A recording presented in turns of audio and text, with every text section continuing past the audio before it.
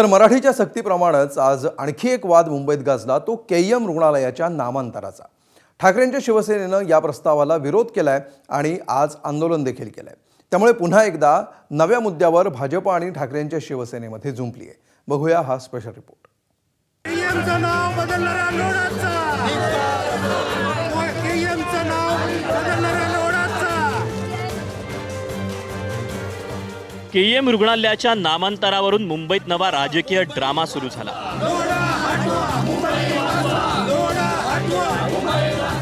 भाजप नेते आणि मुंबईचे सहपालकमंत्री मंगलप्रभात लोढा यांनी सर्वप्रथम ही मागणी केली होती। महापालिकेत भाजपची सत्ता आल्यानंतर त्या दिशेनं पावलं पडायला सुरुवात झाली।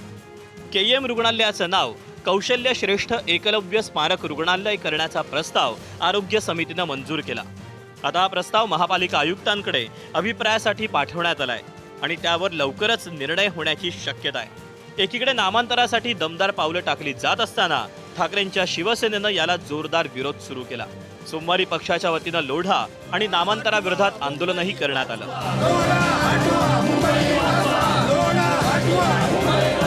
1925 ला आणि राजे एडवर्ड यांनी 7 लाखाचं योगदान दिलेलं आहे आणि त्या योगदानाच्या वेळेला या लोढाचा आजोबा कुठे होता, या लोढाचा पंजोबा खापर पंजोबा कुठे होता ते विचारा। आज तुझ्याकडे पैसे जास्त झाले नको नको त्या बिल्डिंगच्या माध्यमातून तर तू पैशावर उडणार। उद्या वाटते का आपले जे गावात देतात ना वेगवेगळे नावं, टेनेंथा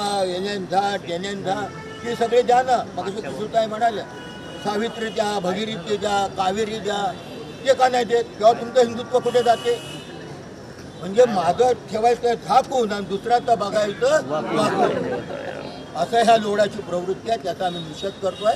त्याच्यात हिंमत असेल ना त्याचं नाव बदलून बोर्ड लावायला या, येताना चालत या, जाताना तुम्ही जाणार तसे नाहीत। असा विरोध सुरू झाल्यानंतर एका ब्रिटिश राजाचं शिवसेनेला एवढं प्रेम का, असा सवाल लोढांना पडलाय।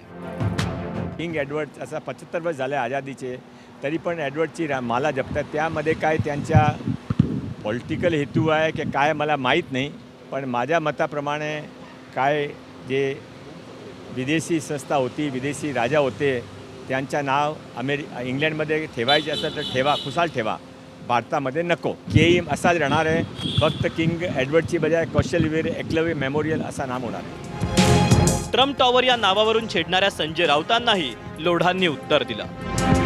मंगलप्रभात लोढा यांनी त्यांचं जे ट्रम्प टॉवर आहे, ज्याने भारताला गुलाम केलं, ट्रम्पने भारताला गुलाम केला हे तर मान्य करतात ना भाजपवाले।